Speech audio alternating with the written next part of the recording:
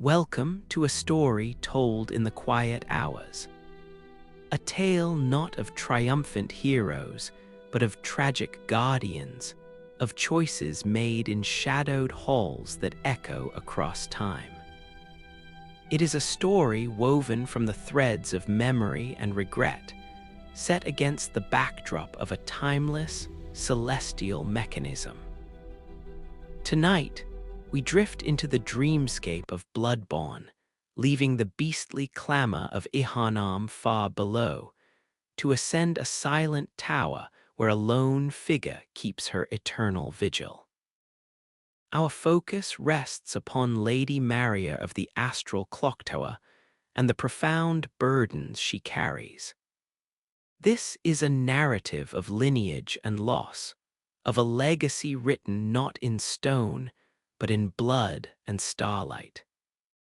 So find a comfortable rest, and let the gentle ticking of a distant clock lull you into this somber reflection. Before the silence of the clock tower, before the weight of the warden's mantle, there was a castle, perched upon a mountain peak like a skeletal hand clawing at a perpetually overcast sky. Cainhurst? The very name carries a chill, a whisper of hoarfrost and ancient, powdered stone. To imagine Maria here in her beginning is to picture a jewel of exquisite cut, set in a crown of tarnished silver. The halls of Cainhurst Castle were vast cathedrals to solitude, where the only sounds were the whisper of silk against marble, and the distant, mournful cry of the wind through broken, stained-glass windows. Portraits of severe, pale-faced ancestors line the walls, their painted eyes seeming to follow you with a mixture of disdain and profound boredom, their lineage a tapestry of power and isolation, stretching back into a history best left unread.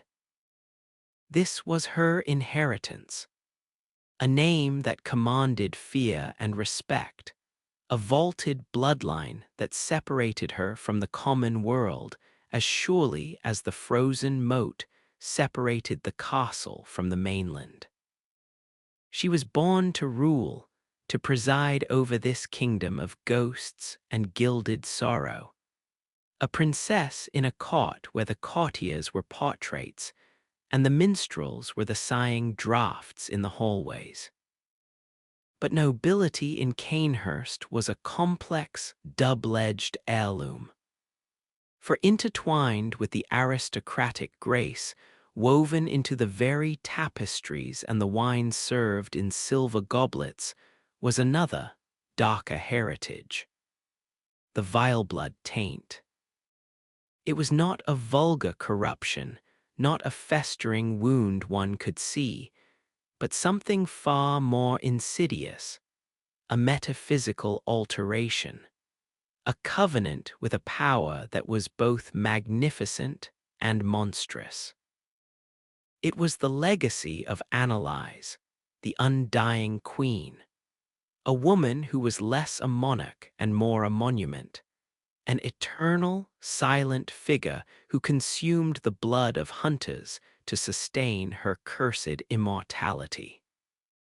To be of Cainhurst was to carry this potential within you, a dormant seed of profound power that promised strength beyond mortal ken, but at a cost that could never be fully calculated.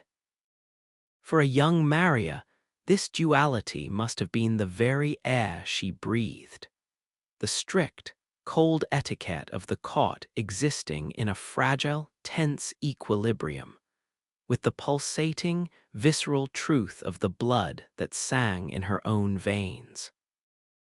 She learned to move with the poise of a noblewoman, but her hands, it is said, were always destined to hold a blade, not a fan. The martial arts of Cainhurst were as much a part of her education as history and lineage. a dance of steel and grace, a way to channel the restless energy of her heritage into something beautiful, precise, and deadly. Her connection to Queen Annalise was not merely that of a subject to her sovereign. It was something deeper, more intimate, a bond forged in the shared secret of their blood. Annalise was the living embodiment of the vile-blood curse, its source and its symbol.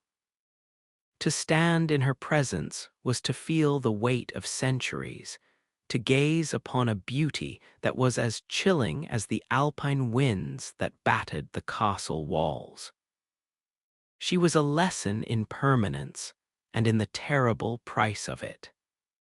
For Maria, the queen was a figure of immense power, but also a warning, a vision of an eternity spent in a gilded cage, forever thirsting, forever isolated. This formative relationship shaped Maria's early worldview, instilling in her a profound understanding of the burdens that come with power, and the fine, often invisible line that separates the exalted from the damned. It taught her that legacy is not a gift, but a responsibility, and that the most potent curses are often inherited, not earned. The snows of Cainhurst did not just freeze the landscape. They preserved a certain truth, a crystalline understanding that the world was a place of beautiful, terrible contradictions, and that her own life would be a walking testament to that very fact. Yet the gilded cage, for all its splendor, can become a prison to a spirit that yearns for purpose beyond pedigree. The call of the outside world of a cause that promised not just power, but healing, must have been a siren song impossible to resist. And so she left. She turned her back on the frozen spires, on the silent queen, on the legacy of the Vilebloods, and descended from the mountain into a world gripped by a different kind of fever. She came to the dusty, scholarly halls of Biogenwith, and later to the nascent, fervent order of the Healing Church. It was here she encountered Gehrman, the first hunter, a man whose genius with a blade was matched only by the deep, unspoken sorrow that clung to him like a shroud. In him she found not a nobleman, but a craftsman, not a ruler, but a pioneer. He saw in her, this aristocratic prodigy, a kindred spirit, a raw, brilliant talent that he could hone. She became his apprentice, his protégé, and in time, a senior hunter in her own right, a respected figure whose name was spoken with a mixture of awe and trepidation. She traded the courtly dances of Cainhurst for the brutal, elegant ballet of the hunt, her rakuyo, a weapon of her own design, a fluid combination of sword and saber, becoming an extension of her will, a silver whirlwind against the darkness. This new path, this life of purpose, however, was not destined to remain untainted. The pursuit of enlightenment, of evolution, led the Healing Church and its agents to places where no light should ever have been allowed to fall. It led them to the Fishing Hamlet. To speak of the hamlet is to speak of a wound in the world itself, a place where the air is thick with the smell of salt, rot, and a profound, cosmic wrongness. It was a settlement clinging to the edge of the world, a collection of weathered shacks perched above a restless gray sea. Its inhabitants simple folk whose lives were intertwined with the tides and the catch of the day. But something had washed ashore there, something that was not of this earth, a being from the cosmos whose very presence warped reality around it. This was Kos, a great one, a mother who had perished, her body a vast, tragic relic upon the sand. And what the hunters found there, what they did in their insatiable thirst for knowledge and the echoes of old blood, constitutes one of the most horrific chapters in the secret history of Yharnam. Maria was there. She stood on that blighted shore, her fine boots sinking into the wet, corrupted sand. She witnessed the descent of her colleagues, scholars and hunters alike, into a frenzy of desecration. They did not see a fallen mother, a tragic deity. They saw a specimen, a source of infinite insight. They pried and they prodded, they harvested and they experimented, their actions crossing a line from ambition into a sacrilege so profound it seemed to make the very sky weep. And at the heart of this violation was the orphan, the infant child of Kos, a being of pure, nascent power and unimaginable grief.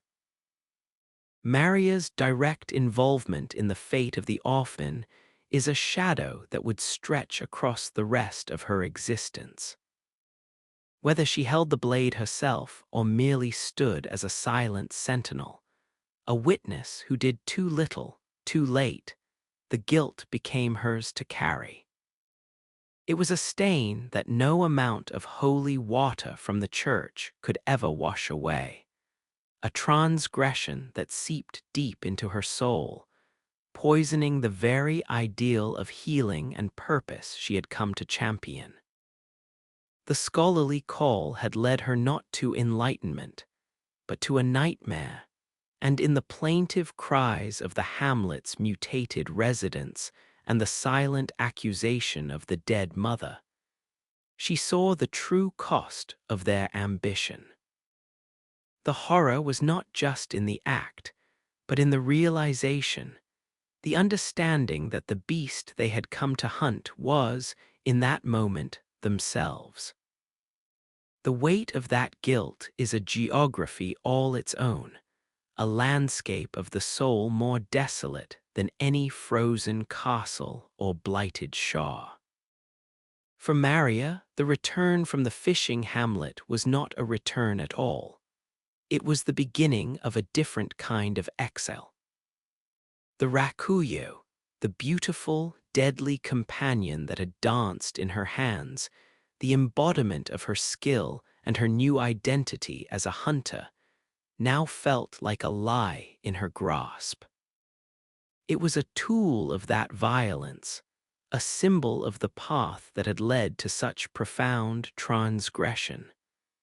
And so, in an act of quiet, monumental despair, she abandoned it. She did not break it, nor did she hide it away in some forgotten chest.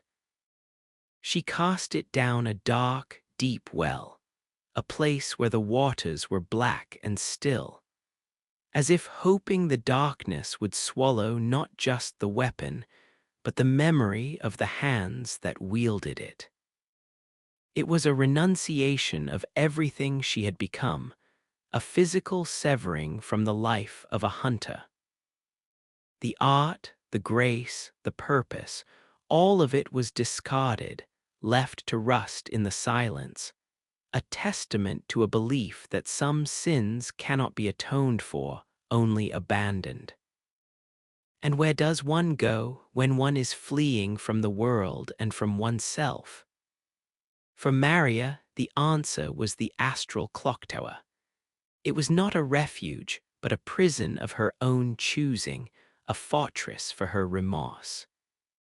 The clock tower itself is a place of profound and layered symbolism, a mechanism that measures not hours and minutes, but the slow, grinding passage of guilt across eternity. Its interior is a place of impossible geometry, where staircases spiral into spaces that should not exist, and where the great, central clock face looks out not upon a city or a landscape, but upon the swirling, star-dusted void of the cosmos. The air is still and cold, smelling of old brass, ozone, and the faint, metallic scent of memory. The gentle, rhythmic ticking of its unseen mechanisms is the only sound, a heartbeat for this mausoleum of regret. Here, Maria became the warden. But a warden of what? She was the guardian of the gateway, the sole keeper of the threshold that led from the waking world into the hunter's nightmare. The hellscape born from the sin of the hamlet, a dimension where the guilty are forced to relive their crimes for all eternity. By standing guard, she was performing a penance. She was ensuring that no one else could easily stumble upon the secret she helped bury, that no other curious soul could descend into the nightmare and uncover the truth of what they had done. She became the lock on a door that should never be opened again. Within the clock tower, her existence settled into a quiet, perpetual melancholy. She was no longer the vibrant hunter, nor the Cainhurst noble. She was a silhouette against the starlight that filtered through the great clock, a figure of immense sadness and resolve. She did not rage, nor did she weep. Her grief was a settled, frozen thing, as deep and silent as the ocean trench from which the nightmare had sprung. She would sit in her chair, overlooking the celestial machinery, her gaze turned inward, forever replaying the moments on that shore, forever hearing the echo of a child's cry that was not a child's. The clock tower became the external manifestation of her internal state, a complex, beautiful, broken mechanism, forever ticking forward but going absolutely nowhere, its hands pointing always to the same hour of regret. This self-imposed isolation, however, did not sever all her ties to the world she left behind. Her legacy and her profound influence continued to ripple through the lives of those she had touched, most notably Gehrman. Their relationship was a complex tapestry woven from threads of mentorship, shared trauma, and a deep, unspoken affection that was never allowed to blossom. Gehrman, the first hunter, was a man broken by his own burdens, a prisoner of the dream that he himself had helped to create. In his lonely, tortured existence, Maria was a fixed point, a memory of a time when the hunt had a semblance of honor, when he had a companion who understood the weight of the blade. She was his caretaker in a sense, not in a physical way, but in an emotional one. She was the anchor to his humanity, the living reminder of a bond that transcended the monstrous work they were tasked to do. He spoke of her in his sleep, his old voice cracking with a longing so palpable it was a presence in the workshop itself. She was the standard against which he measured all else, a perfection of form and spirit that he could never again attain. This unrequited anchor, this idealized memory of Maria, found its most poignant and tragic expression in the creation of the doll in the hunter's dream.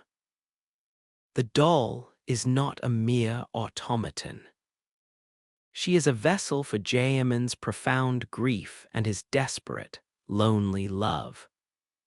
Crafted in Maria's image, she possesses her grace, her quiet dignity, her serene posture. but she is an echo, a beautiful, hollow replica. She has Maria's form, but not her fire, her silence, but not her sorrow.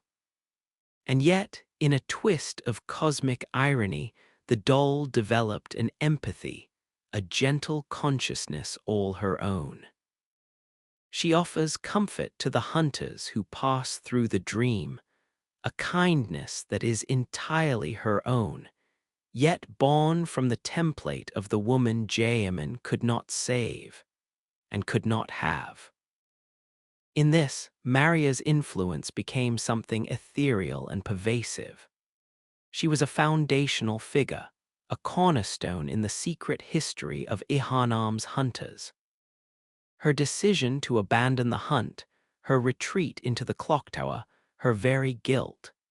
These were not endpoints, but catalysts that shaped the destiny of the dream, the nature of the church's secrets, and the broken heart of the first hunter.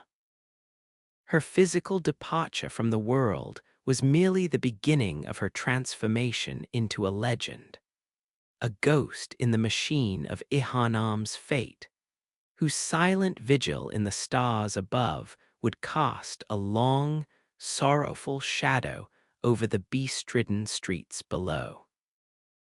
The silence of the clocktower was not an empty silence, but a dense, textured thing, woven from the echoes of her own breathing, the soft rustle of her attire against the cold floor, and the ceaseless, metronomic ticking that seemed to emanate from the very stones.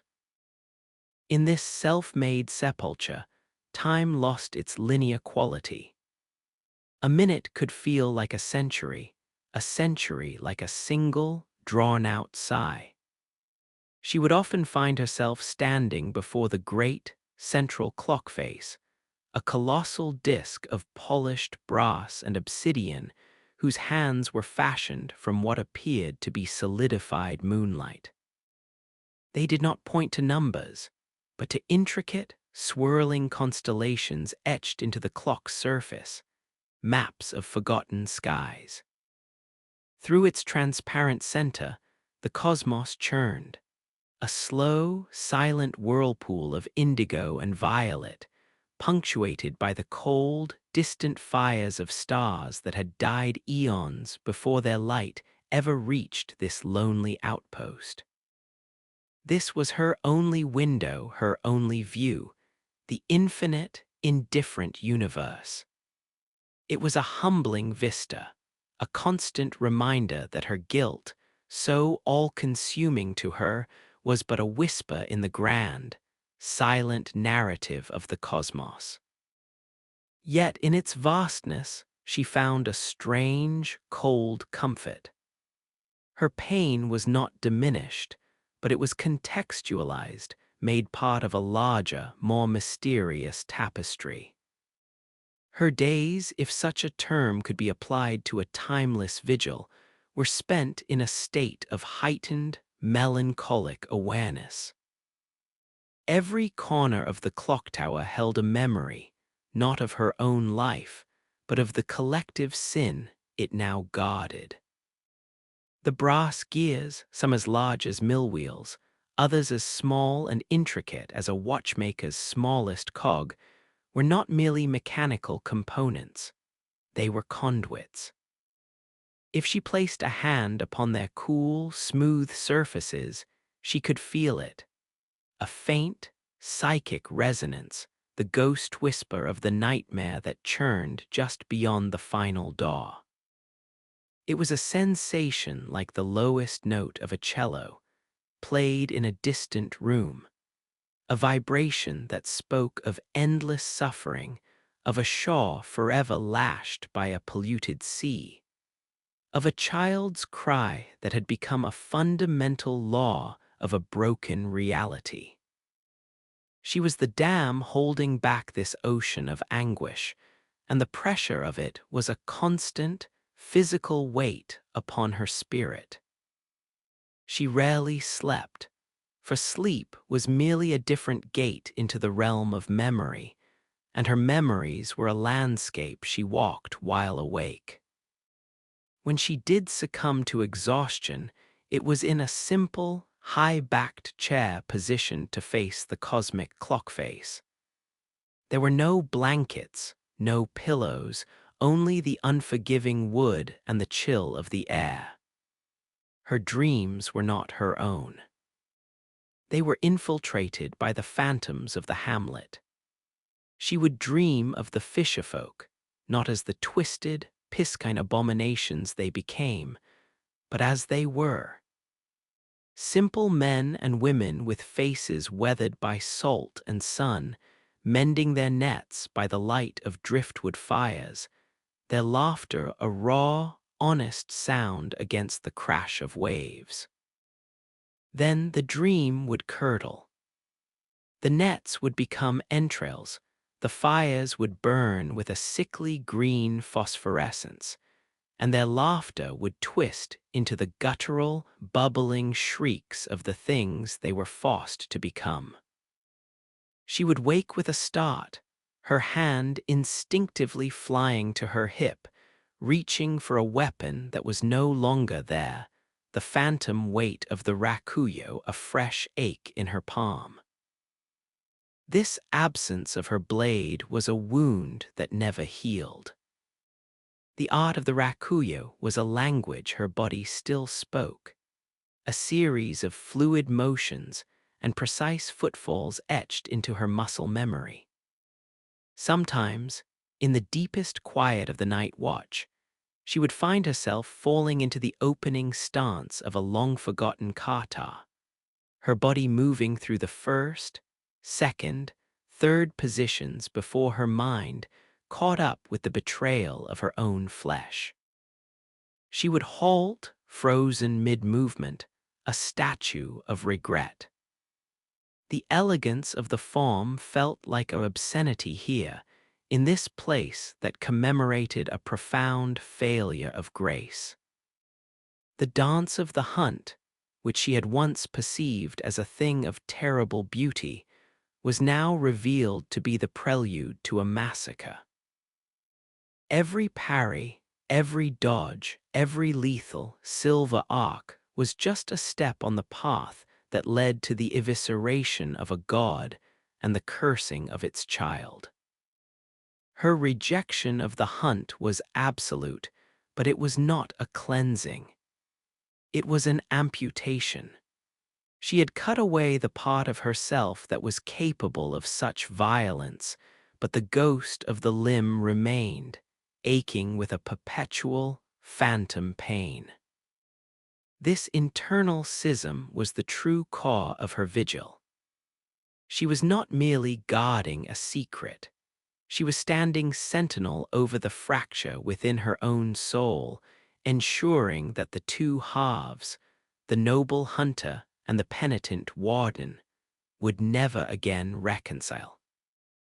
To pick up a blade, any blade, would be to admit that the hunter still lived, and the hunter's existence was inextricably linked to the sin of the hamlet. Yet the world, in its relentless, indifferent way, continued to turn. The healing church, the very institution whose mission had been perverted into the engine of the hamlet's doom, grew in power and influence in Yharnam below. Its ministers, in their grand cathedrals, preached of salvation through blood, their rhetoric a polished, sanitized version of the brutal truth Maria had witnessed. They spoke of communing with the divine, of ascending to a higher plane. But they never spoke of the cost, of the blood-soaked sand, of the mutilated corpses of gods that were the foundation of their faith.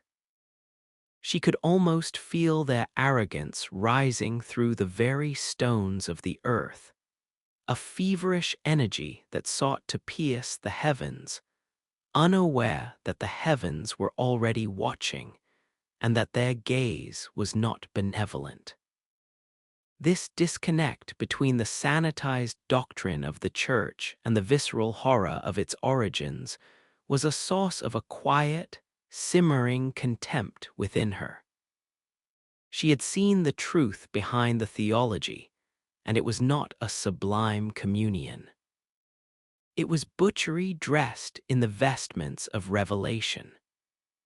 The church hunters who now patrolled the streets, with their saw cleavers and their pious fervor, were her unwitting successors, children playing with fire in a room full of oil. They fought the scourge of the beast, never realizing that the scourge and the church were two heads of the same serpent, born from the same primordial transgression. She had once been one of them, a believer in the cause. Now, from her celestial remove, she saw the entire tragic cycle for what it was: a futile, self-consuming Ouroboros, its tail forever in its mouth. And what of Gehrman, her old mentor, trapped in his own dream? The connection between them, though severed by distance and choice, was a live wire, a thread of shared suffering that stretched taut across the dimensions. She could not see him nor hear him, but she could feel him. There were moments, often when the starlight through the clock face was at its most acute and piercing, when a wave of profound, desperate loneliness would wash over her, so potent and so alien that she knew it could not be entirely her own. It was his loneliness, the crippling isolation of the first hunter, bleeding through the fabric of the dreams he was bound to. In these moments, she would close her eyes and see him not as the broken old man he was now, but as the fierce, brilliant craftsman she had known. His hands, calloused and sure, guiding hers on the hilt of a new weapon, his voice, sharp with focus, critiquing her form, the rare, fleeting smile that could light up the gloom of the old workshop. This memory of Gehrman was a double-edged nostalgia. It was a comfort, a reminder of a time when her purpose felt pure, when the hunt was a grim necessity against a rising darkness, not the darkness itself. But it was also a source of a deeper, more complicated pain. She knew with a certainty that needed no proof that he had loved her. It was in the way he had looked at her when he thought she wasn't watching, a look not of mentorship, but of a longing so profound it was akin to terror. And she, in turn, had felt a pull towards him, a connection that went beyond pupil and master.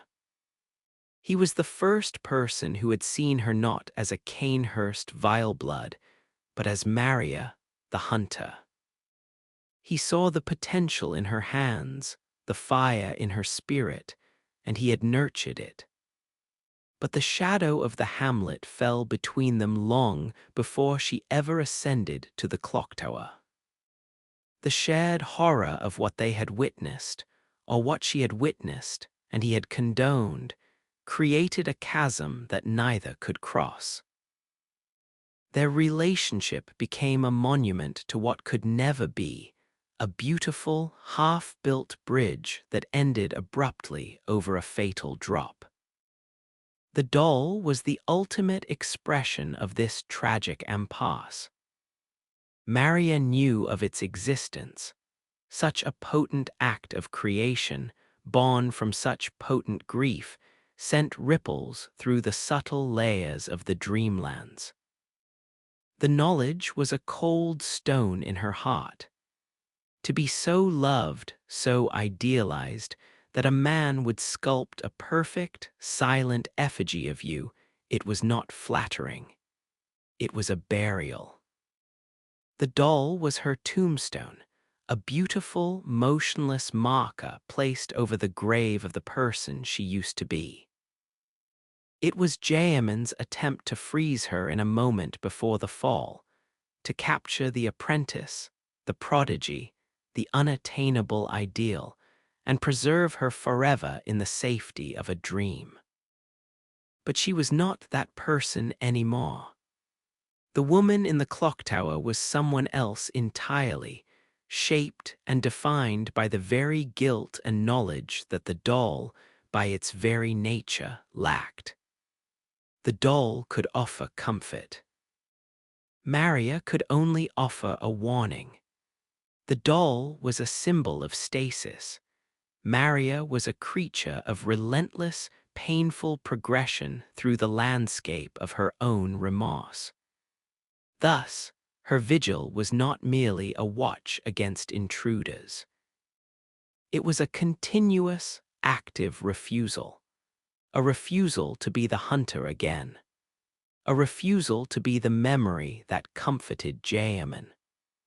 A refusal to let the sanitized narrative of the church stand unchallenged, even if her challenge was a silent one. She was a living counter-argument to the ambitions of Biogenwith and the healing church, a monument to the cost of their enlightenment. Every tick of the clock was a reaffirmation of this refusal, a beat in the long, slow rhythm of her atonement. She was the keeper of the truth, and the truth was a heavy, terrible, and lonely thing to hold. And so she stood, a solitary figure between the waking world and its worst nightmare, between a broken past and a future forever cursed by it, her silence a more powerful indictment than any scream. The textures of her solitude were myriad, each one a different shade of the same endless twilight. The cold of the clock tower was not the dry, crisp cold of the Cainhurst peaks, but a damp, permeating chill that seemed to rise from the stone itself, a cold that held the memory of the abyssal sea it guarded. It settled in the fibers of her dark, elegant attire, a uniform of mourning she would never shed, and seeped into her bones until she felt less like a woman, and more like a component of the great mechanism itself. A gear of flesh and regret, turning in perfect, silent synchrony with the brass and obsidian around her. Sometimes she would run a finger along the railing of a spiraling staircase, her touch light as a moth's wing, and come away with a fine, glimmering dust on her fingertip. It was not common dust, but a substance akin to pulverized starlight, a residue left by the cosmos that pressed in against the windows. She would study it in the dim, shifting light, this physical proof of the infinite slowly reclaiming the mortal, and wonder if, given enough time, she too would be reduced to such an essence, a silent memory ground fine by the wheels of eternity. Her senses, honed to a preternatural sharpness by a lifetime of hunting, were now turned inward and upon the minute fluctuations of her prison. She could discern the subtle differences in the clock's ticking. There was the primary, foundational tick, the one that measured the forward march of linear time, a sound as solid and inevitable as a stone dropping into a bottomless well. But beneath it, almost subaudible, was a softer, more complex rhythm, a syncopated countertick that seemed to move backwards or perhaps sideways through time. This was the sound of the nightmare's own peculiar chronology, the echo of the past forever rebounding upon itself in the Fishing Hamlet's tortured dimension. Listening to this dissonant harmony was like hearing time itself unravel, a constant, whispering reminder that the past was not a closed book, but a living, breathing wound that could never scar over. The air currents within the tower were her only companions, and she knew their every caprice.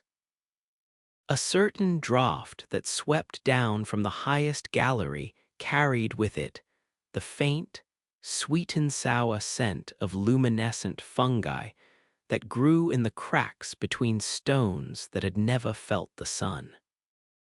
Another, rising from the depths near the gateway to the nightmare, brought a brackish tang, the ghost of salt and deep-sea rot, a olfactory memory that would coil in the back of her throat and make her swallow against a sudden, dry nausea. She learned to read the tower's mood by these subtle shifts, as a sailor reads the sea and the sky. A day when the salty draught was strong was a day when the nightmare was restless, when the phantoms of the hamlet were most vocal in their silent suffering, and her vigil would become a more active, tense thing, her body thrumming with a readiness for a confrontation that never, ever came from without, only from within. Her physical needs were minimal, a reflection of her desire to pare her existence down to its barest essentials, to become a symbol rather than a person. She consumed little. Sips of water from a natural spring that welled up in a grotto-like recess, its water so cold and pure it felt like drinking light. She ate sparingly of a pale, ghostly moss that grew in the faint starlight, a flavorless substance that sustained the body but did nothing to nourish the spirit. This asceticism was not a punishment, but a refinement. She was stripping away the mortal dross, the appetites and desires that she believed had led her kind astray. The hunger for knowledge, for power, for evolution, these were the cravings that had damned them all. By reducing her own needs to nothing, she was, in her own mind, inoculating herself against the possibility of such catastrophic want ever again. In the profound stillness, her mind became both her sanctuary and her torture chamber. Memories did not simply recur, they unfolded, revealing new layers of meaning and anguish with each revisitation. She would find herself fixating on a single, seemingly insignificant detail from the past. The way the lamplight had gleamed on a puddle of water in the Biogenwith lecture hall, the specific grain of the wood on Gehrman's workbench, the feel of a particular type of parchment used for the church's early edicts. These fragments, innocent in themselves, would then connect, forming constellations of association that always, inevitably, led back to the hamlet. The lamplight on the water became the sheen on the wet, blighted sand. The wood grain became the whorls and patterns in the waterlogged timber of the fishing huts. The parchment became the skin of the orphan. This was the true nature of her damnation. Not a fiery hell, but an exquisite, inescapable network of connections where every thought, every sensation, every memory was a path leading to the same terrible destination. Her intellect, once her greatest tool, had become the engine of her perpetual remorse. She could analyze her guilt from every philosophical angle, dissect it with the precision of a surgeon, trace its roots to the very foundations of human ambition and the fear of death. She understood that the desire to touch the divine, to grasp the cosmic, was a fundamental flaw in the mortal condition, a desperate reach for something that would invariably destroy the reacher. The church and Biogenwith were merely the most recent, most systematic expressions of this ancient, fatal flaw. They had simply had the tools, the old blood, the eyes to act upon it on a grand, catastrophic scale. And she, with her skill and her lineage, had been a perfect, willing instrument for that ambition. This intellectual understanding, however, brought no absolution. It only made the weight of her complicity more precise, more finely calibrated, and therefore heavier. There were artifacts scattered throughout the clock tower, remnants of its original, unknown purpose before it became her prison. A celestial globe, its surface a map of stars so ancient that the constellations were unrecognizable, lay dormant in an alcove. A set of drafting tools, made of a pearlescent material that was neither metal nor bone, rested on a desk as if their owner had just stepped away. She often wondered about the original architects of this place. Were they scholars like those of Biogenwith, but of a more enlightened, less destructive kind? Were they astronomers who sought to understand the cosmos through observation and measurement, rather than through violation and harvesting? Or were they merely another failed experiment, their tower repurposed by the currents of fate to guard the sins of a later, cruder age? The silence of these objects offered no answers, only a deeper, more ancient layer of mystery that compounded her own sense of being a temporary occupant in an eternal structure. A flicker of consciousness in a chamber built for timeless, impersonal forces. Her relationship with the cosmos outside her window was the central, defining dialogue of her isolation. The stars were not the comforting, distant lanterns of earthly poetry. They were the cold, glittering eyes of the great ones. To look into that star-flecked void was to feel oneself being watched by entities whose thoughts were as vast and incomprehensible as galaxies, whose motivations were utterly alien. The healing church spoke of communing with these beings, of seeking their audience and their blessing. But from her vantage point, communion seemed an absurd, arrogant concept. You did not commune with a hurricane or an earthquake. You endured it, or you were destroyed by it. The great ones were natural forces of a higher order, and humanity's attempts to interact with them were as clumsy and doomed as an ant trying to petition a human. The Hamlet was not a blasphemy in a religious sense. It was a catastrophic failure of perspective, a fundamental misunderstanding of humanity's place in the cosmic order. And yet, within this harsh, impersonal cosmology, she had to find a reason for her continued existence. If the cosmos was indifferent, and her guilt was a purely human construct with no meaning beyond her own mind, then her vigil was the height of futility. But she could not accept that.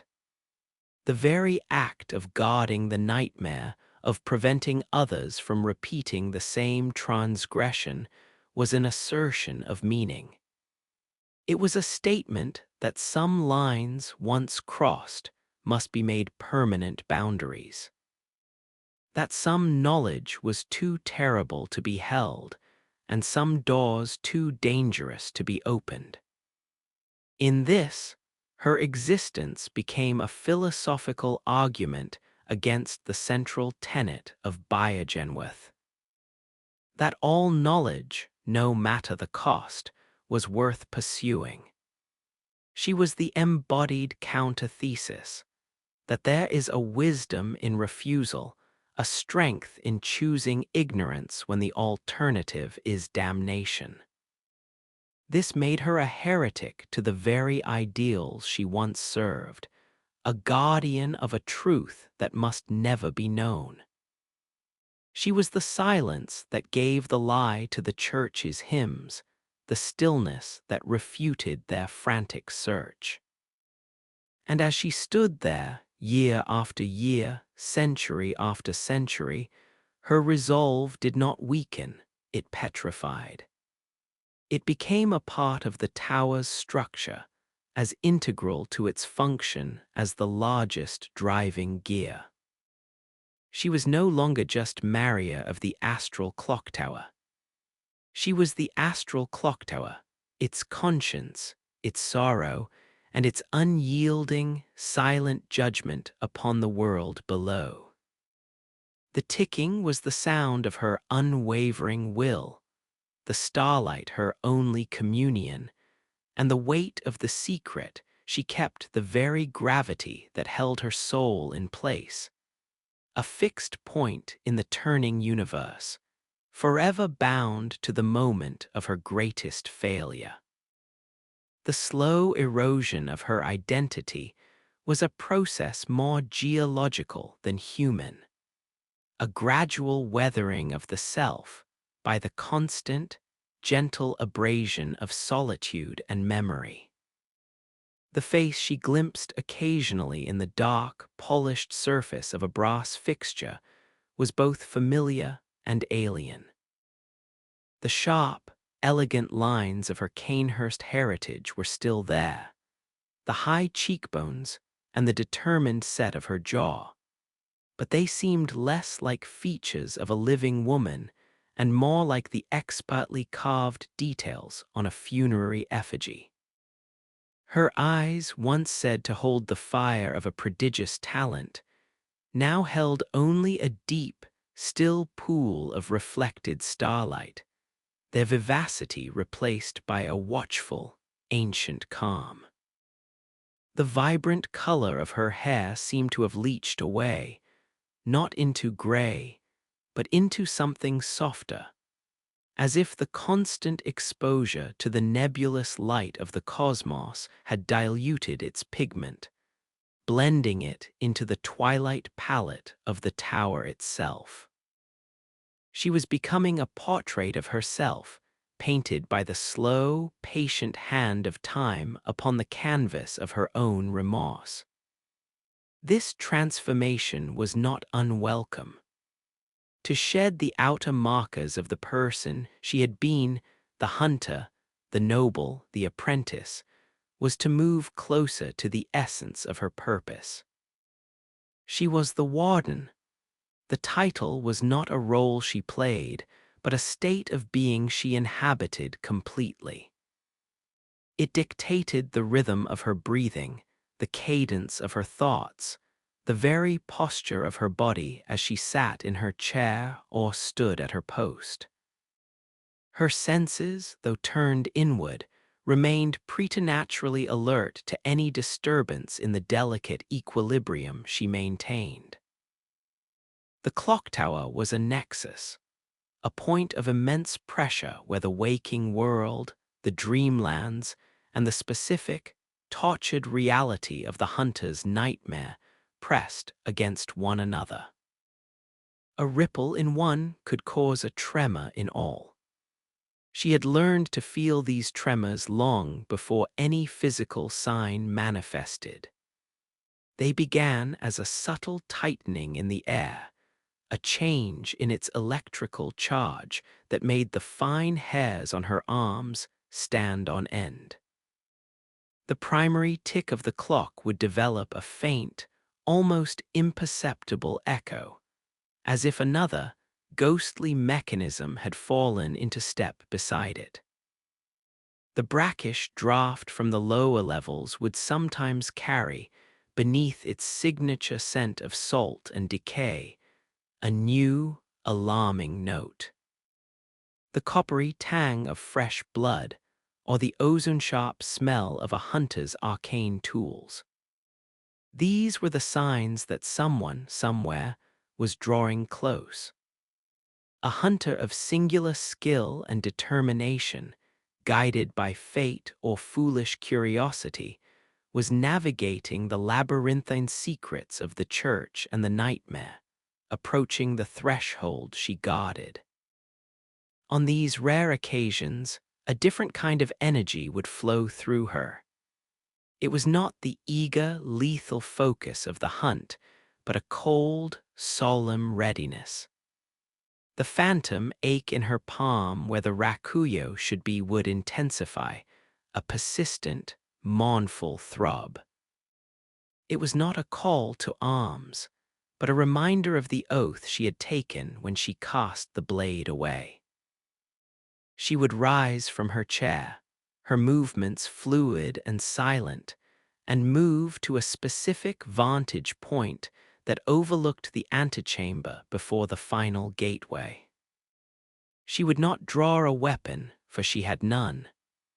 Her weapon was her presence. Her weapon was the absolute, unassailable certainty of her refusal. She would become a statue of resolve, her gaze fixed on the point of entry, a living barrier. To pass her, one would not merely have to defeat a warrior. One would have to invalidate a lifetime of penance, to argue against a truth written in blood and starlight. She had seen the most skilled hunters turn back from lesser trials. The challenge she presented was not physical, but metaphysical. It was a test of conscience, and few who sought the secrets of the church and the nightmare had any conscience left to test. The nature of the nightmare she guarded was a constant, low-grade hum in her perception, a psychic background radiation of suffering. It was not a monolithic thing, but a layered, complex entity. At its surface was the physical reality of the Fishing Hamlet, forever trapped in the moment of its desecration, the sky a perpetual, sickly green, the sea a churning broth of pollution and wrath. But beneath that was the emotional landscape. The bottomless grief of Kos, the confused, furious anguish of the orphan, the collective betrayal and rage of the villagers. And deeper still, at its very core, was the sin itself, the original act of violation, which pulsed like a black, poisoned heart. To be this close to it, to be its guardian, was to be in a state of perpetual, sympathetic resonance with this pain. She did not just remember the hamlet, she felt it, a constant, psychic weight that pressed upon her soul, shaping it, compressing it into something denser and more enduring. There were times in the deepest watches of the night when the boundary between her consciousness and the nightmare grew thin, and she would experience moments of profound, unsettling clarity. In these states, it was not memory, but something closer to shared experience. She would feel the coarse grain of wet rope in her hands as she tried to mend a net that was forever unraveling. She would taste the briny, metallic tang of the hamlet's water on her tongue. She would hear, not as an echo, but as a present-tense reality, the low, guttural chanting of the fish priests, a dirge for a world that had been murdered. These were not hallucinations, they were bleed-throughs, moments where the nightmare's reality asserted itself over her own. She never fought them. She accepted them as part of her penance, a way of sharing the burden of the curse she helped to create. To turn away from this shared suffering would be the ultimate betrayal. This intimate connection to the nightmare gave her a unique perspective on the nature of curses and sin. The hunter's nightmare was not a punishment imposed by a vengeful god. It was a natural consequence, a karmic recall of such violence that it had ripped a hole in the fabric of reality. The sin of the hamlet was so profound that it could not be contained within linear time. It had to spawn its own self-contained dimension, a place where the event could be relived forever, its participants trapped in an endless, hellish reenactment. The hunters who were pulled into it were not being judged by an external force. They were being consumed by the logical outcome of their own actions or the actions of their predecessors. The nightmare was a gravitational well of guilt, and those with enough of it in their souls were inevitably drawn into its orbit. Her own presence here in the clock tower was part of this same cosmic mechanics. She was not outside the curse, she was a crucial component of it. By standing guard, she was ensuring the nightmare's integrity. She was the lock, but a lock is part of the door it secures. Her guilt was the energy that powered her vigil, and her vigil was the act that sustained the separation between the world and the consequence of its sin. It was a perfect, closed loop. To atone was to perpetuate the condition that made atonement necessary. This paradox was the final, inescapable wall of her prison. There was no freedom, only a choice of cages. The cage of the nightmare or the cage of the clock tower that contained it. And so, the silence deepened, and the ticks of the clock accumulated into a snowfall of lost moments. The starlight through the great face waxed and waned in cycles that had no correlation to any sun or moon she had ever known. She continued her watch, a sentinel not against a foreign enemy, but against the enemy within, the ambition, the curiosity, the reckless hunger for transcendence that defined the humanity she had left behind. She was the guardian of a threshold that should never have existed, the keeper of a secret that was too terrible to be known, and the living monument to a truth that could only be expressed through an eternal, silent, and profoundly lonely vigil.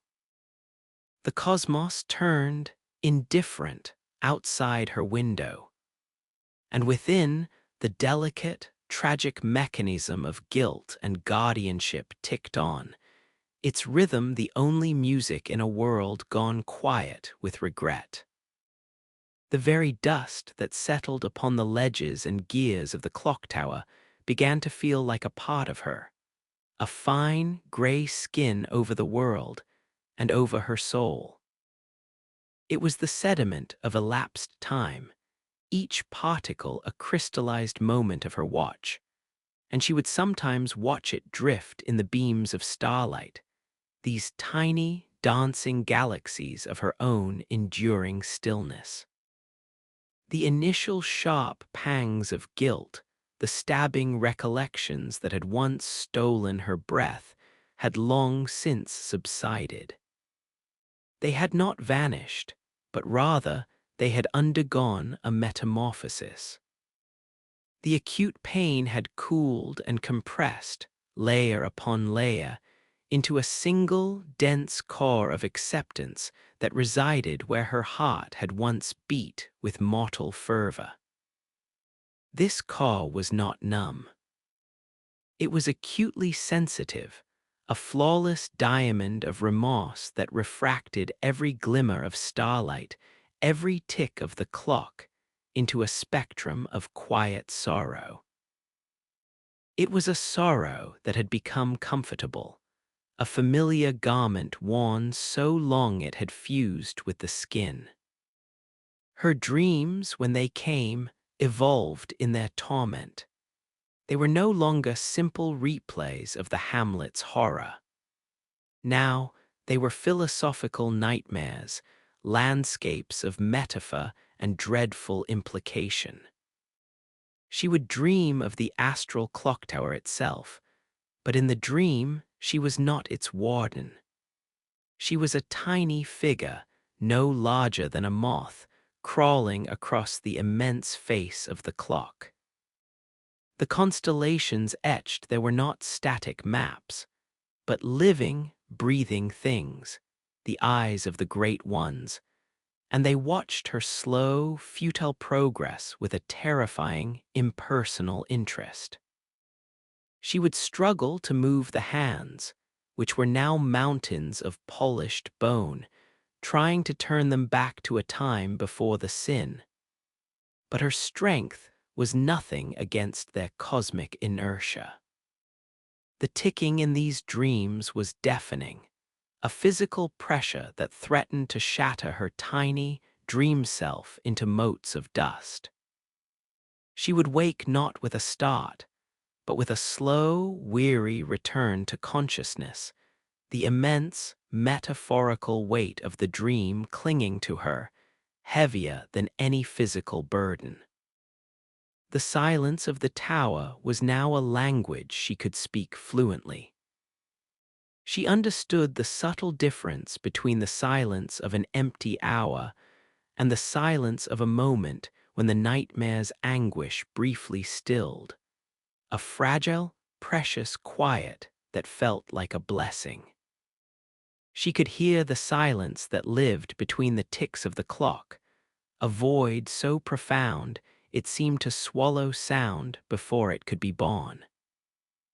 This was the silence of the cosmos itself, the true state of the universe, and her own thoughts felt like rude, clumsy interruptions in its perfect, endless hush.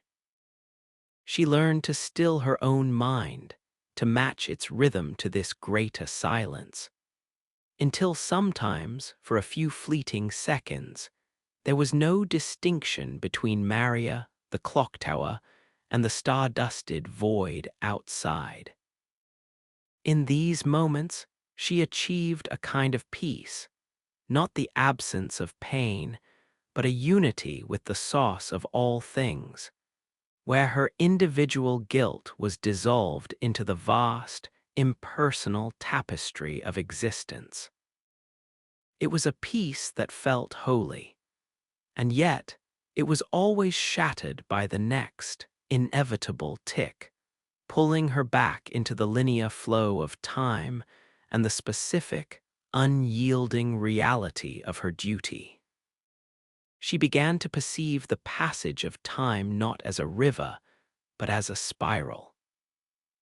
The same themes, the same moments of regret, the same philosophical quandaries would return to her, but each time from a slightly different angle, with a new layer of understanding. The memory of casting the rakuyo down the well, for instance, had revisited her 1,000 times. At first, it was a memory of hot shame and revulsion. Then, it became a memory of grim necessity. Later, it was a memory of profound sadness for the loss of the art, the beautiful, deadly dance she had perfected. Now, it presented itself as a necessary act of creation.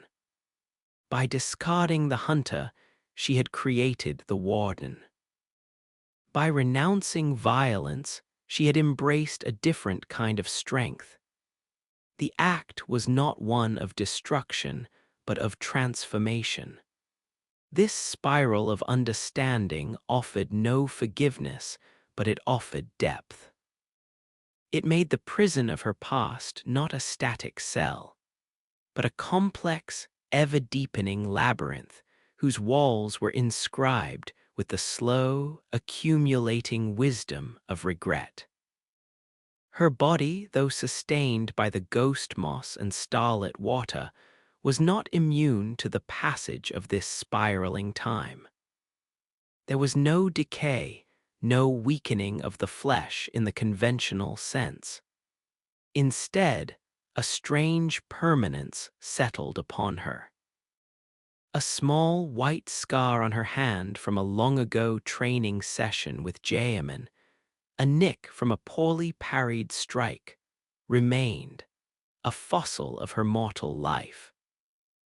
The calluses on her fingers, earned from decades of gripping the rakuyo's hilt, had not softened, but had become smooth and polished, like stones worn by a timeless sea. They were relics, evidence of a life lived before the great fracture. When she moved, there was no sound of muscle or joint, only the whisper of cloth, as if she were displacing air that had grown old and patient around her. She was less a biological entity and more a phenomenon, a localized truth that had taken on a human form. The outside world, Yharnam, became a distant rumor, a fever dream happening in another room. The scent of blood and beast, so potent and overwhelming to those trapped in its streets, rarely reached her heights. When it did, it was a thin, almost nostalgic scent, a reminder of the simpler, more straightforward horror of the hunt, a horror she now viewed with a strange, paternal sadness. The beastly roars that sometimes, on a particularly clear and resonant night, echoed as a faint vibration through the earth's core, sounded to her like the cries of confused children. They were victims of the same grand, tragic folly, their humanity curdled by the very blood that was meant to elevate it. She felt no urge to descend and join the fray. That wall was a symptom. She was guarding the disease. To fight the beasts was to prune the branches of a poisoned tree. Her vigil was an attempt to contain the poison in the roots. Occasionally, a different kind of vibration would shiver through the tower's stones. It was not the approach of a hunter, but something broader, more seismic. It was the feeling of a great one stirring in its slumber, a shift in the cosmic pressure that made the stars outside the clock face seem to swim and blur for a moment. These events filled her not with fear, but with a profound, weary reverence. It was a reminder that the world of men, with its churches and its hunts and its dreams, was a mere scrim, a thin veil over realities so vast and powerful that they were barely aware of the tiny, frantic dramas playing out on the surface. Her own guilt, the church's ambition, Gehrman's longing, it was all a story told in a dust mote, swirling in an infinite cathedral. This perspective was the final stage of her transformation. The personal had been burned away in the cold fire of cosmic scale, leaving only the essence of her purpose, to be a single, steadfast point of order in the chaos, a vow made not to man or God, but to the principle that some boundaries must be honored, lest all of creation lose its meaning in a cacophony of unrestrained desire. And so, the figure in the chair, the silhouette against the starlit clock, became less and less a woman named Maria, and more the embodiment of the threshold itself. Her breathing synchronized with the ticking until the two were indistinguishable. Her gaze turned inward upon the landscape of her past and outward upon the cosmos, became a single, unified focus. She was the gate, the lock, and the key, all fused into one. The tragedy was no longer a story she remembered, it was the substance from which she was woven. The memory of the fishing hamlet was no longer a scar upon her soul. It was the very bedrock upon which her soul was built. She had not found peace, but she had found a kind of awful, perfect symmetry, a still point in the turning world where the past, the present, and the future of a single, catastrophic mistake were held in a perpetual, delicate, and heartbreaking balance. The clock ticked on, a metronome for this eternal, silent song of penance. The slow, inexorable merging of her identity with the stone and brass of her prison was now so complete that to imagine one without the other was to imagine a sky without stars. The distinction between the watcher and the watched had dissolved into a single, unified state of being. Her thoughts were no longer her own private reflections, but seemed to emanate from the cold, smooth surfaces of the gears, as if the clocktower itself had learned to think in rhythms of guilt and guardianship. When she shifted in her chair, the faint creak of the ancient wood was not a separate sound, but a punctuation in the tower's endless sentence. When she breathed, the slight mist that formed in the chill air was merely the tower exhaling. She had become the central, animating principle of this place, its silent, sorrowful heart. The memories that once assailed her like a swarm of stinging insects had now settled into a permanent, curated exhibition within the halls of her mind. She could walk through them at will, no longer a tormented victim of their sudden resurgence, but a summa curator of her own damnation. Here was the gallery of Cainhurst. The precise chill of a specific corridor at midnight, the way the moonlight cast the long, skeletal shadow of a suit of armor across a checkered floor, the taste of wine that held the faint, metallic aftertaste of the vile-blood heritage. There, the wing dedicated to Gehrman, the smell of oil and old wood in the workshop, the feel of his hand, firm and guiding, on her shoulder as he corrected her stance. The rare, unguarded laughter that seemed to startle even him with its warmth. And finally, the grand, terrible hall of the fishing hamlet, which she did not enter so much as inhabit, a space she carried with her always, its perpetual twilight staining the edges of every other thought. This curation was not an act of healing, but of mastery. By organizing her pain, she could control its intensity, could study its architecture. She understood now that the horror of the hamlet was not a single, monolithic event, but a complex structure built from countless smaller betrayals. The casual, clinical detachment in a scholar's voice as he ordered a specimen bagged.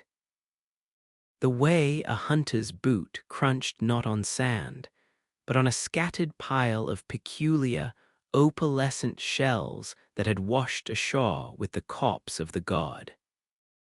The sight of a simple, hand-carved toy boat abandoned on the beach, its tiny sail torn, a testament to a life of simple joys that had been irrevocably ended. It was the accretion of these small, mundane details that gave the great sin its weight, its texture. A single, grand act of evil could perhaps be rationalized, compartmentalized. but 1,000 small cruelties, each one a tiny fracture in the world's moral order, added up to a cataclysm.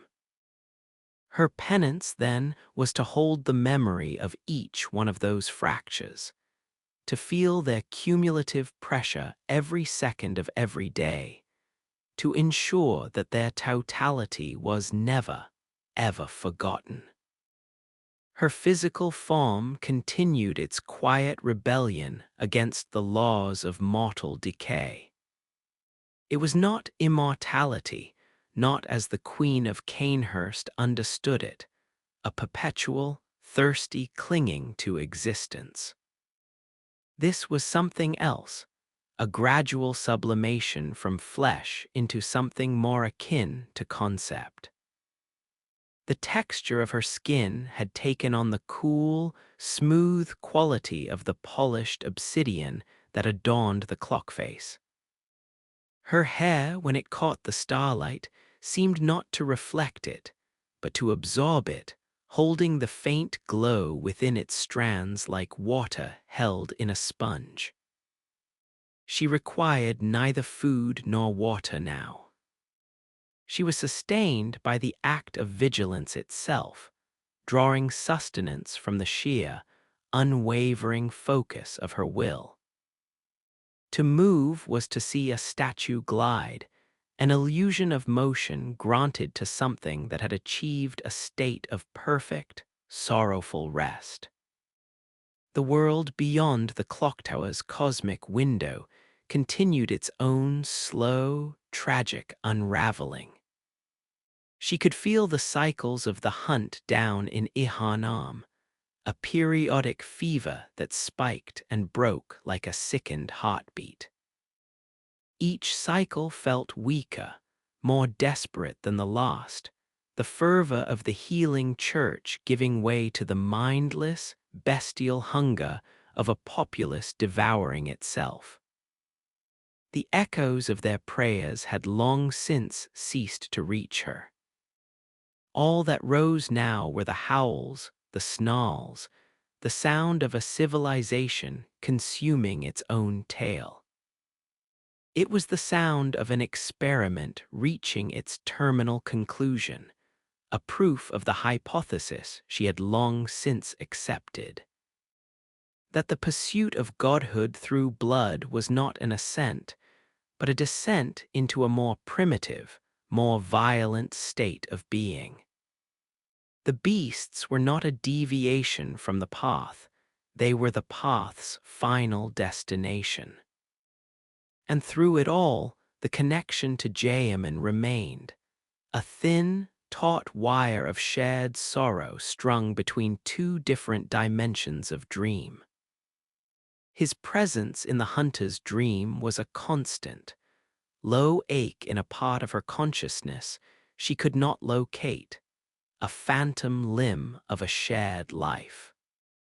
She could feel his restless pacing, the creak of the little workshop's wheelchair, the silent, desperate conversations he held with the doll. His longing was a weather system in the dreamlands, and she existed in its perpetual, gentle drizzle. She knew with a certainty that transcended knowledge that he was failing. The dream that sustained him was also consuming him, and the memory of her that he clung to was now a poison, reminding him of everything he had lost, of the person he could no longer be for her. There was a profound tragedy in this, that his love for her, frozen in the amber of his grief, was one of the very chains that bound him to his suffering. To free him, she would have to shatter that memory, and she could not, would not, do that. It was all she had left to give him. The celestial machinery around her seemed to be responding to the escalating turmoil in the worlds below. The primary tick of the clock had developed a faint, almost nervous stutter, a hesitation in its otherwise implacable rhythm. The countertick from the nightmare had grown louder, more insistent, as if the anguish it measured was reaching a fever pitch. The swirling void beyond the clock face was no longer a calm, star-dusted whirlpool. Now it showed flashes of sullen, crimson light, like distant lightning within a nebula of blood. The Great Ones were not sleeping as soundly. Something was shifting in the foundations of reality, a tension building towards an event horizon. She could feel it in the subtle vibrations that traveled up through the soles of her boots, a harmonic resonance with a coming cataclysm. It was in this charged atmosphere that she felt the most distinct and powerful approach yet. This was not the tentative probing of a curious scholar or the grim determination of a church hunter seeking forgotten secrets. This was something different, a presence that moved with a heavy, inevitable gravity, cutting through the layers of dream and reality with the focused intensity of a scalpel. The air in the tower grew thick, resistant, each tick of the clock now a labored metallic gasp. The brackish draft from the lower levels carried a new, alarming scent, not just of salt and rot, but of old, cold flowers of a garden frozen in a moment of death. A scent that spoke of another tragedy, another legacy of blood entirely. She rose from her chair. The motion was fluid, yet carried a finality to it, the closing of a chapter that had been written over centuries. She did not move to her usual vantage point. Instead, she walked slowly to the center of the chamber, directly before the great gateway that led down into the heart of the nightmare. She could feel the presence drawing closer, a shadow ascending the spiral stairs, its footsteps silent, but its impact upon the world deafening. This was no mere intruder. This was a reckoning. She stood, hands at her sides, empty. She would not fight, for fighting was the language of the hunter, and she had renounced that tongue.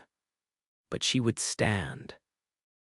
She would be the final, silent argument against the transgression this presence sought to complete. She would be the living question.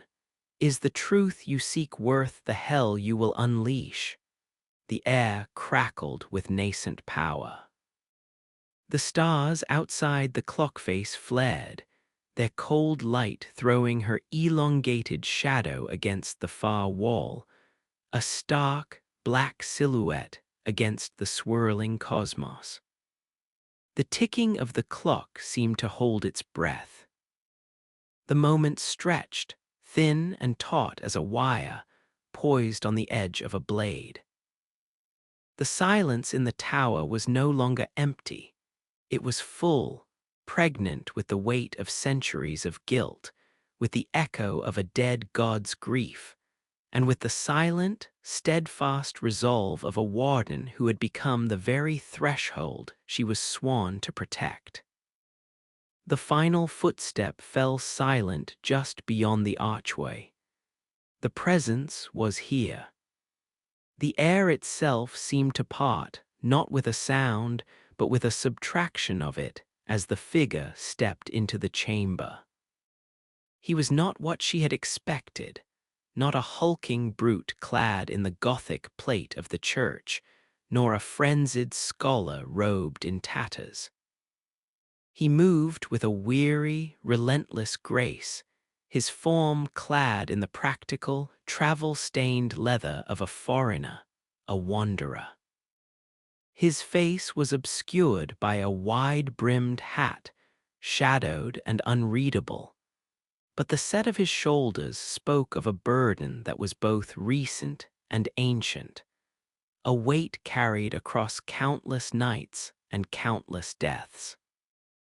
In his hand, he held a simple, saw-toothed cleaver, a tool of brutal utility, yet it was not the weapon that defined him. It was the silence he carried within him, a quiet so profound it seemed to absorb the very echoes of the clocktower's ticking. He was not here for glory, or for knowledge, or for the thrill of the hunt. He was here because it was the only path left to walk. He did not immediately advance. His head tilted slightly, taking in the chamber the cosmic clock face, the impossible geometry of the space. His gaze, when it finally settled upon her, was not one of challenge, but of a grim, weary recognition. He saw her not as an obstacle, but as a landmark, a signpost on a road he had been condemned to travel. He saw the stillness she had cultivated over centuries, the sorrow she had woven into the very air, and he acknowledged it with a slight, almost imperceptible nod. It was the acknowledgement of one damned soul to another. He understood the nature of this place. He understood that she was not merely a guardian, but the embodiment of the secret itself. Maria felt a tremor that was entirely her own, a fissure in the petrified calm of her being. For the first time in an age, she was truly seen. Not as a memory, not as an ideal, not as a warden, but as Maria. The figure's silence was an interrogation more piercing than any shouted demand. It asked the question she had spent lifetimes refusing to answer. Why do you still stand here? It was a question that went beyond duty, beyond penance, striking at the very core of her choice to exist in this state of perpetual self-negation. In his quiet presence, the elaborate architecture of her guilt felt suddenly, terrifyingly fragile. He took a single step forward. The sound of his boot on the stone was soft, yet it echoed with the finality of a headsman's axe falling. He was not rushing. His approach was a slow, inevitable tide. He was giving her time. Time to speak, to explain, to stand aside. He was offering a choice, a courtesy she knew she did not deserve, and one she could not accept. To speak would be to justify, to explain would be to dilute the absolute, wordless truth of her vigil. Her atonement was a language that could not be spoken, only lived. She shifted her stance, the movement so subtle it was little more than a redistribution of weight, a settling into the foundation of her resolve. She did not raise her hands. She offered no weapon. She simply stood, a conduit of refusal. The air between them grew thick, charged with the tension of two immense, opposing wills.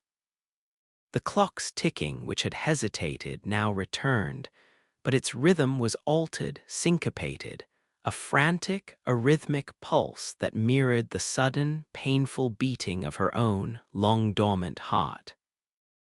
The starlight from the clock face seemed to sharpen, casting the scene in a stark, monochromatic relief, bleaching all color from her attire, from his leathers, from the brass and stone around them, reducing the world to a tableau of light, shadow, and intent. He understood her silence. He accepted it. With a slow, deliberate motion, he raised his cleaver. It was not a flourish, not a threat. It was a statement. It was the answer to her unspoken argument. It said, "I too have a purpose." And it leads through you. The first movement was his. He did not charge but flowed forward, his body a study in economical, lethal motion. The cleaver swept in a low, horizontal arc, not aimed to kill, but to test, to measure the space she occupied, to feel the boundaries of her resolve. Maria did not dodge. She did not need to. Her own body, honed by a lifetime of combat she had tried to forget, reacted with an instinct older than her guilt. She leaned back, the blade passing so close to the dark fabric of her dress that it stirred the fine, stardusted motes that clung to it. The movement was so minimal, so precise, it was less an evasion and more a redefinition of her form in relation to the attack. It was the ghost of the dance, asserting itself. A flicker of something, not surprise, but a deepened respect, crossed the hunter's obscured features. He had not expected a fight, but he had expected a statue. He had found, instead, a woman whose very stillness was a form of motion. He pressed his advantage, his attacks coming faster now, a series of controlled, brutal swings and thrusts. The cleaver was a blur of tarnished silver, its passage humming through the dead air. And Maria moved within the storm of steel, a leaf on a hurricane wind. She did not counter. She did not block. She turned, she swayed, she bent, her body tracing the elegant, forgotten forms of the Rakuyo's art without the blade to complete them. It was a defense of pure avoidance, a ballet of negation. Each near miss was a silent scream of memory, each shift of her weight an agony of recalled footwork. The phantom pain in her palm became a roaring fire. He was relentless, his stamina seemingly infinite, his focus an unbreakable thread. He was learning her, adapting to the rhythm of her evasion. He feinted a high swing, then dropped low, the cleaver aiming for her legs. This time the space to avoid it did not exist. The instinct of the hunter, buried so deep, surged to the surface. Her left hand, empty, snapped down not to block the metal, but to slap against the flat of the blade, redirecting its force with a precise, shocking impact that sent a jolt up her arm. The sound, a sharp, metallic clap, was obscenely loud in the silent chamber. For a heartbeat, they were frozen. His cleaver held at a deflected angle, her hand still pressed against it. The contact was electric. It was the first time she had willingly touched a weapon in centuries. It was a betrayal of her oath, a crack in the foundation of her penance. And in that crack, something broke loose. A memory not curated, not controlled, erupted behind her eyes with the force of a detonation.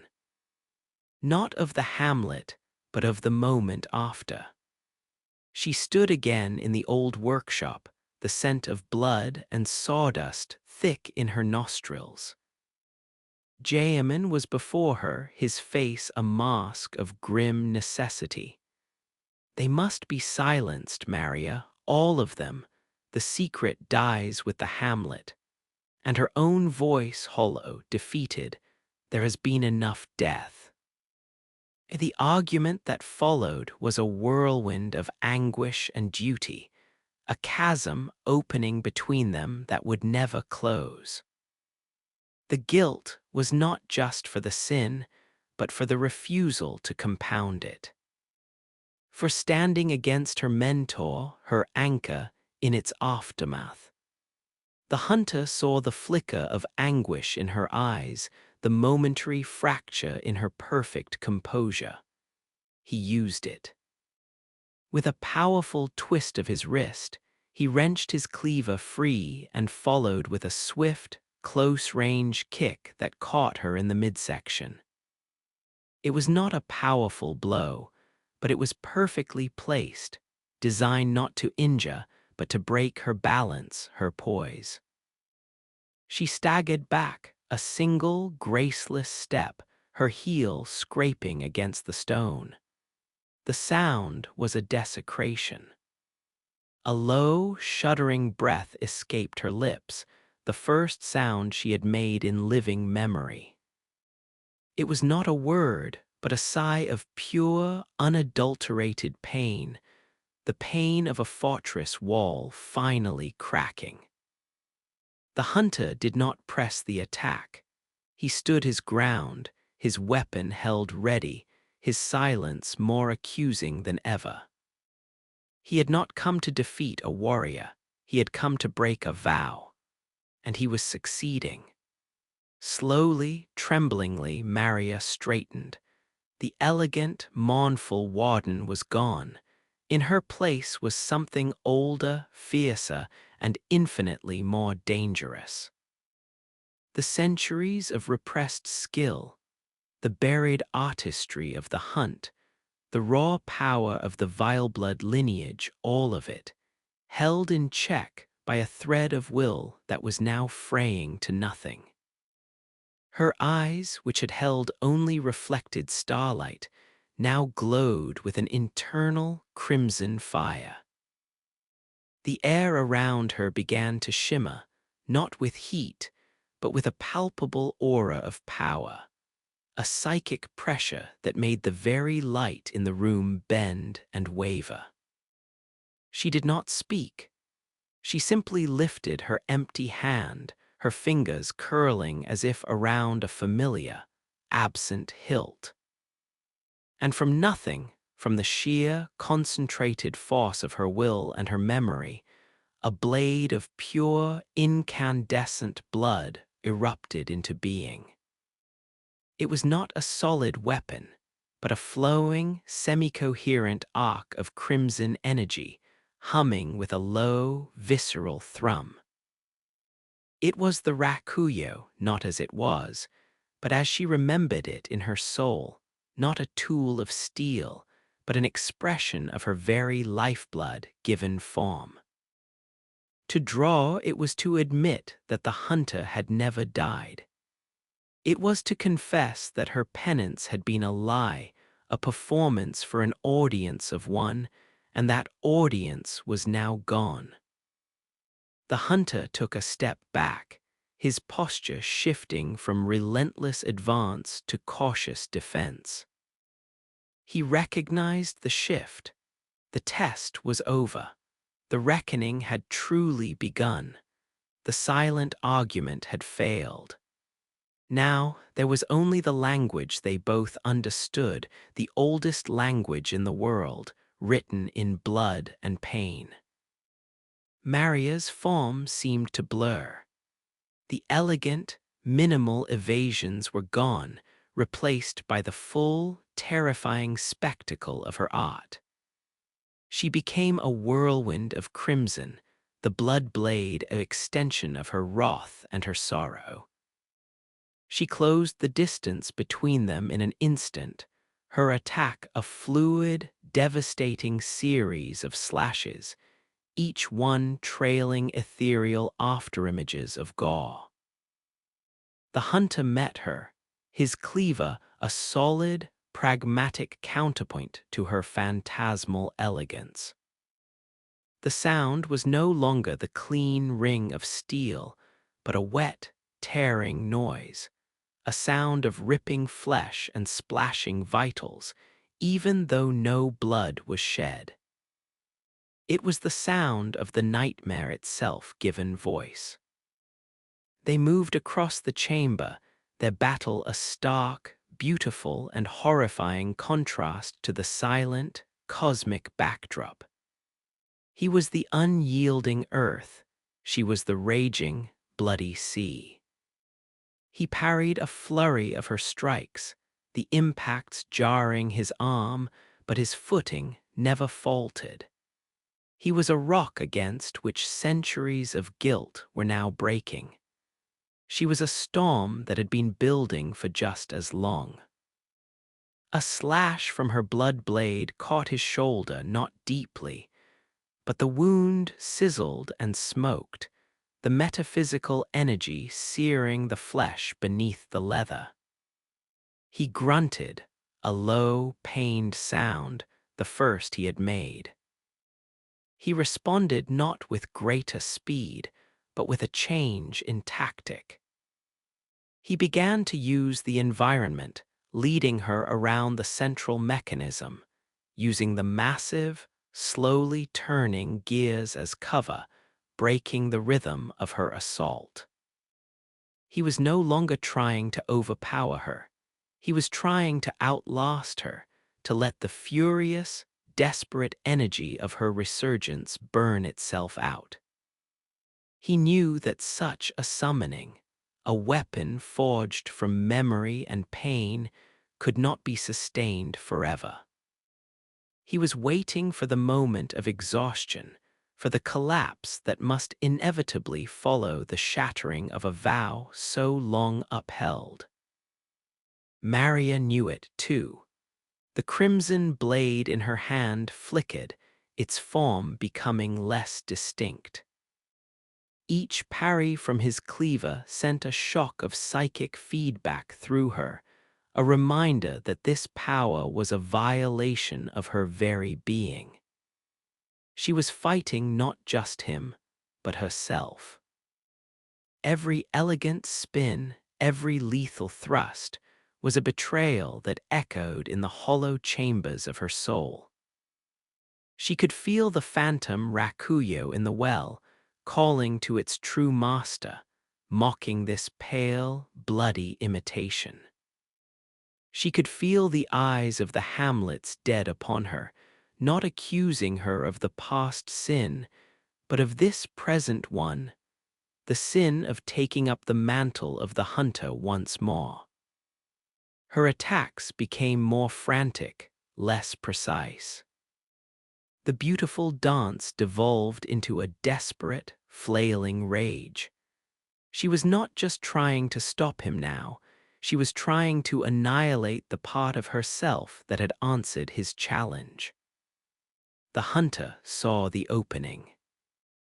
As she overextended on a wild, sweeping slash, he dropped beneath it, his body coiling like a spring, and then unleashed his own hidden power. A burst of argent energy, the same that powered his firearm, flashed from his free hand, not as a projectile, but as a concussive blast of pure force. It was the old hunter's bone, the art of quickening, and it slammed into her like a physical wall. The blood blade shattered into a million glittering, crimson droplets that hung in the air for a moment like a grotesque dew before evaporating. Maria was thrown backward, her body crashing against the cold, unyielding surface of the central clock mechanism. She slid to the floor, the impact driving the air from her lungs.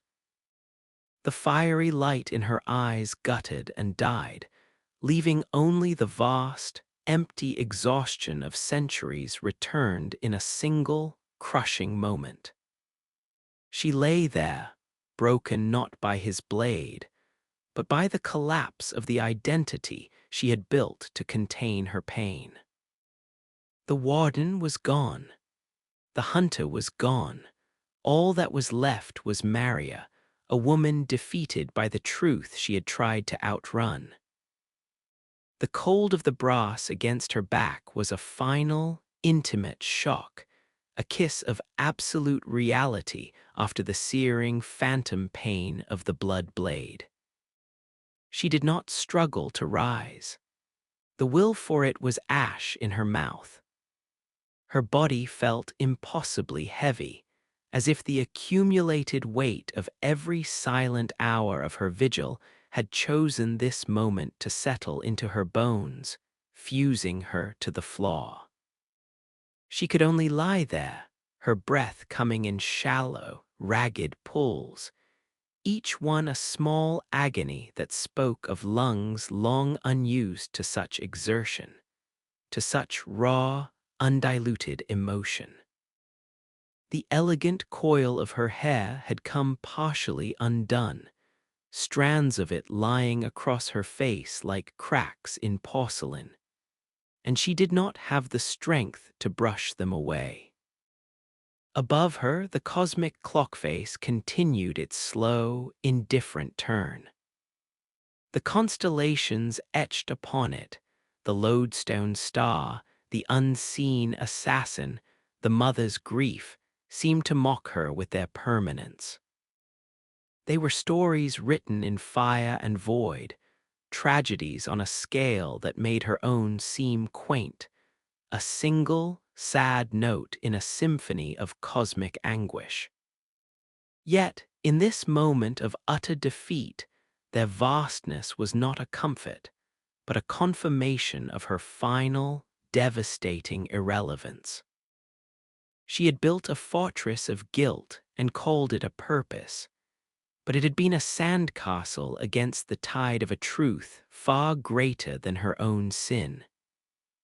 The truth that all vows, no matter how solemn, all penance, no matter how severe, are ultimately temporary.